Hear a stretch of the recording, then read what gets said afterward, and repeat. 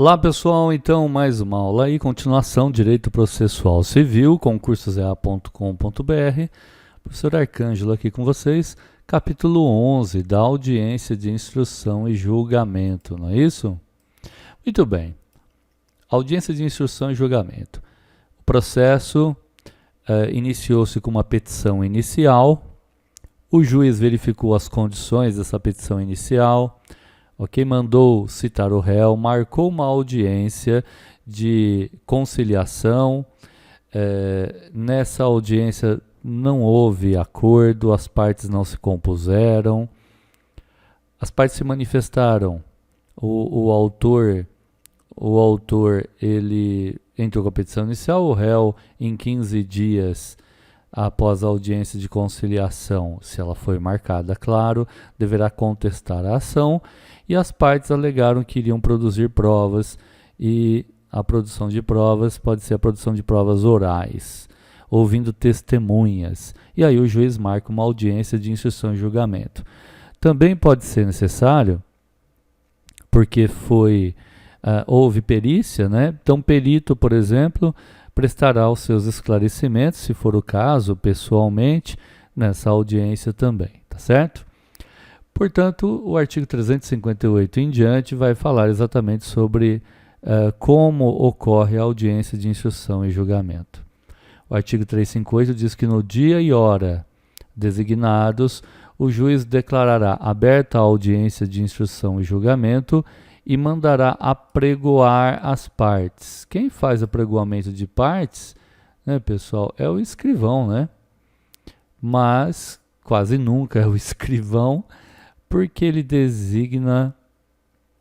ele vai designar um servidor, um escrevente para trabalhar na sala de audiência e vai apregoar as partes.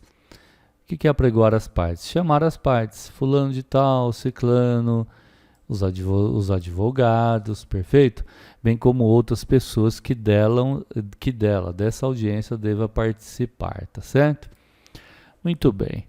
As pessoas ficam esperando a audiência. Nós vamos ver mais adiante, se a audiência não começar em 30 minutos e se não houver justificativa para isso, ok? A audiência poderá ser redesignada, marcada para uma nova data, ok? Muito bem. 359. Instalada a audiência. O que é instalar a audiência? Iniciada a audiência, né? O juiz tentará conciliar as partes, ou seja, mais um momento para que haja uma tentativa de acordo, de conciliação das partes no processo. Veja, independentemente do emprego anterior de outros métodos de solução consensual de conflito, ou seja, ele vai tentar conciliar as partes independente de já ter acontecido audiência de mediação, de conciliação ou de arbitragem. O artigo 360 diz que o juiz exerce o poder de polícia incumbindo-lhe.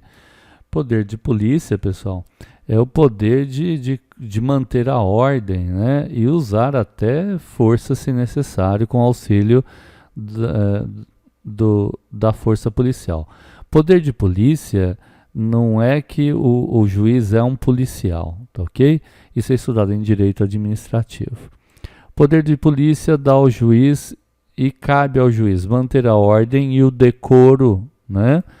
Na audiência, ordem e decoro, ou seja, as partes não se ofendam, se comportem, decoro, comportar-se convenientemente.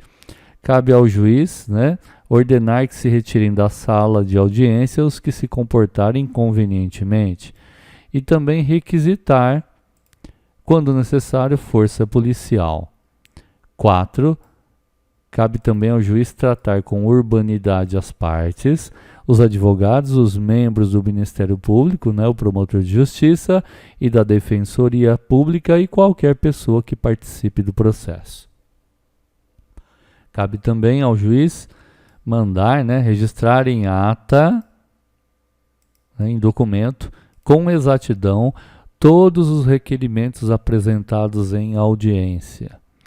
O artigo 361 diz que as provas orais, testemunhais, né, serão produzidas em audiência, são chamadas as oitivas, né, de testemunha, ou oitivas até das partes, né, depoimento. Né. As provas orais serão produzidas em audiência, ouvindo-se nesta ordem preferencialmente. Veja, quem que é ouvido primeiro? Perito e assistente técnico. Depois o autor e só depois do autor o réu. As testemunhas pelo autor, depois testemunhas arrolado pelo autor e depois as testemunhas arroladas pelo réu é que serão ouvidas. Então vamos lá.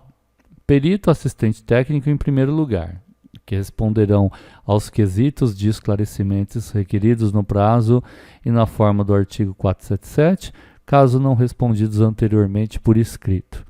O autor e em seguida o réu, que prestarão depoimentos pessoais, depois as testemunhas arroladas pelo autor e pelo réu, que serão inquiridas, ouvidas.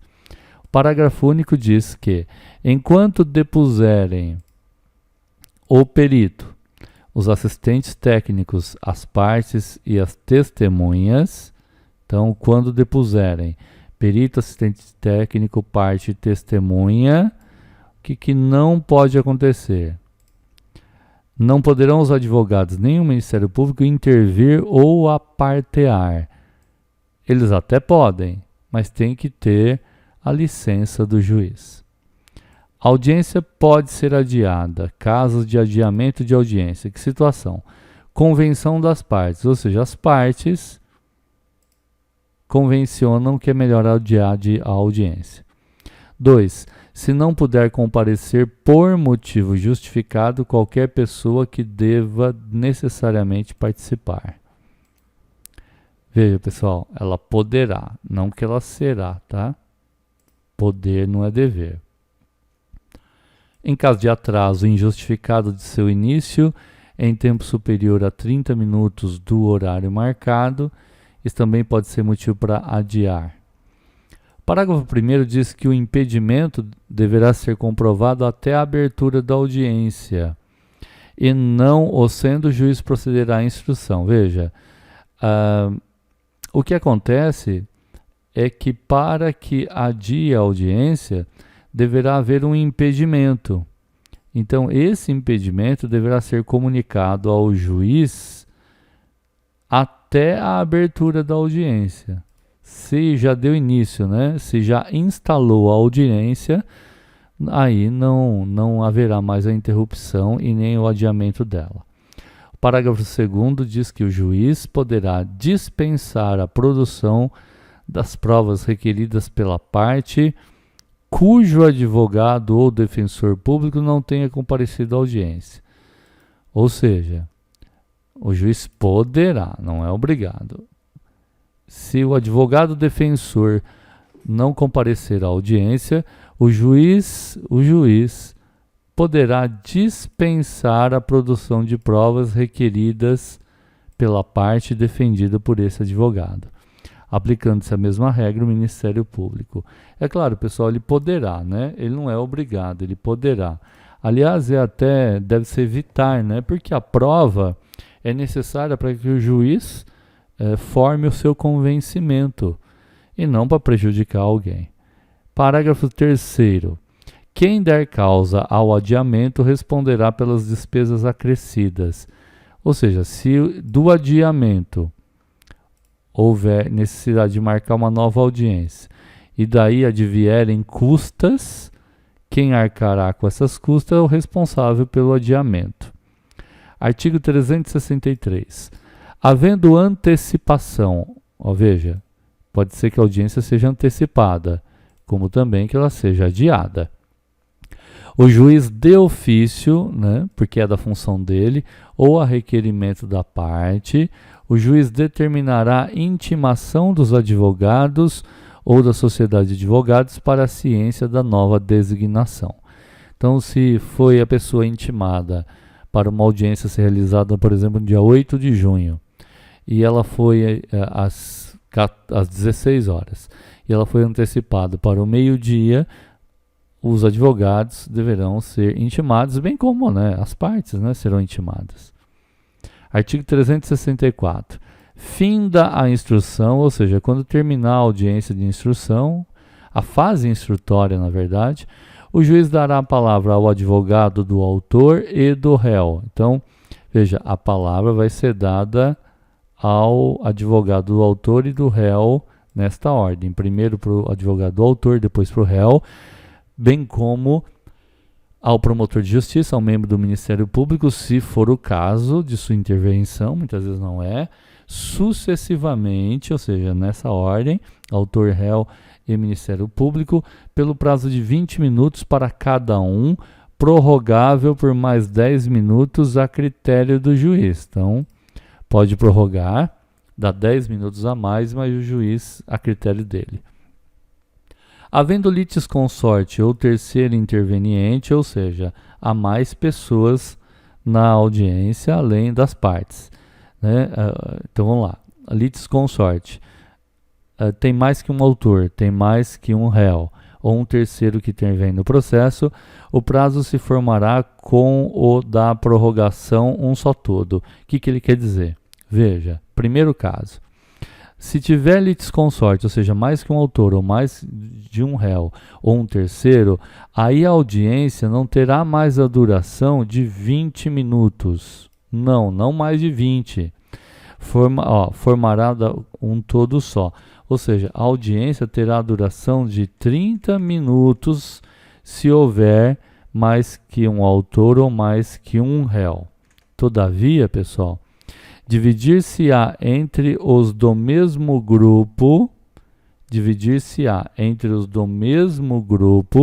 se não convencionarem de modo diverso, ou seja, dividir entre os do mesmo grupo. Se eu tiver 3 pessoas, né, no polo ativo ou no polo passivo, 10 minutos falarão cada uma dessas pessoas, tá certo? Pode haver uma convenção, um acordo entre as partes e isso será alterado. Parágrafo 2º. Quando a causa apresentar questões complexas, então se a causa apresentar complexidade, tanto do ponto de vista do fato, do que aconteceu, da lide em si, como do direito, o debate oral feito ao final poderá ser, então o debate, poderá ser substituído por razões finais escritas, ou seja, o juiz vai dar um prazo sucessivo tanto para o autor quanto para o réu e também para o Ministério Público, né?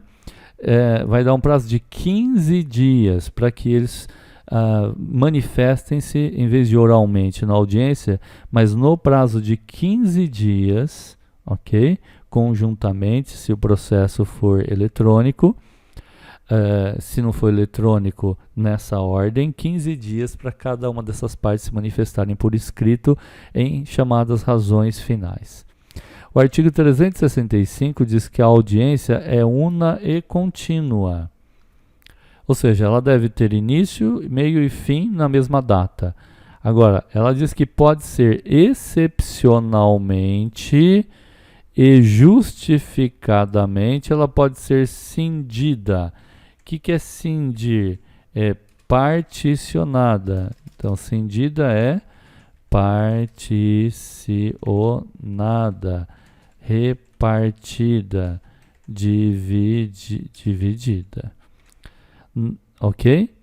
Quando? Se houver ausência do perito ou de testemunha, desde que haja concordância das partes. Se as partes concordarem, ausentes peritos e testemunha, poderá ser dividida a audiência para ocorrer a continuação numa próxima data.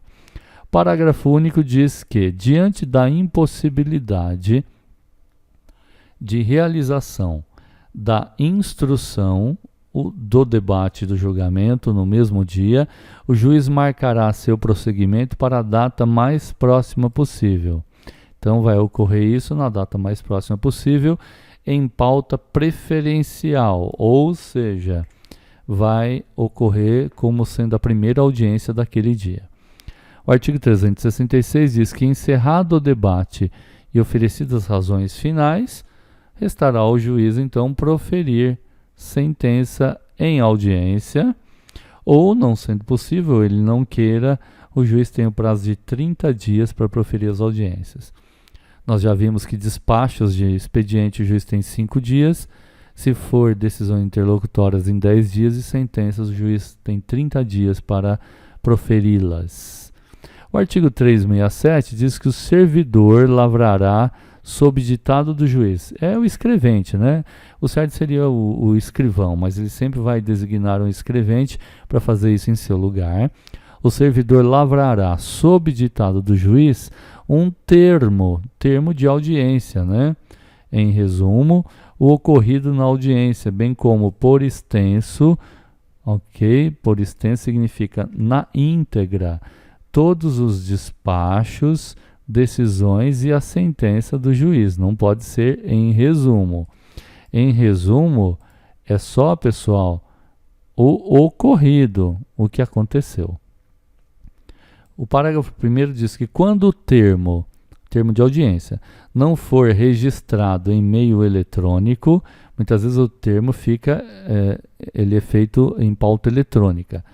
O juiz manda imprimir essas folhas, vai rubricar essas folhas, elas serão encadernadas em volume próprio, ou seja, vai ser encadernada em um classificador de sentenças proferidas em audiência e, veja só, assina o juiz e depois o termo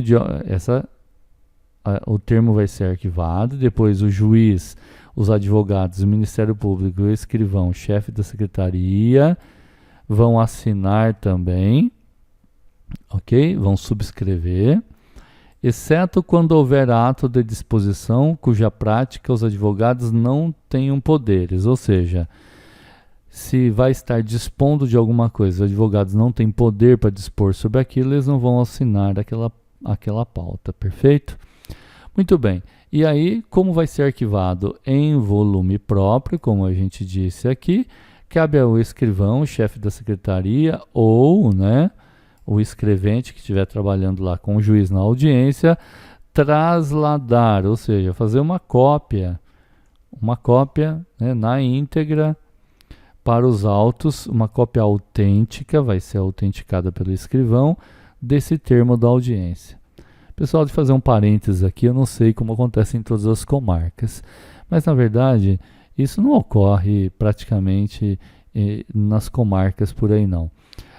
Feito o termo, ele vai ser juntado no processo físico, hoje em dia ele é digital, então ele vai ficar guardado, é muito mais fácil, mas quando os autos não eram digitais, imprimiam-se as cópias e eram encadernadas depois diretamente dentro do processo, tá?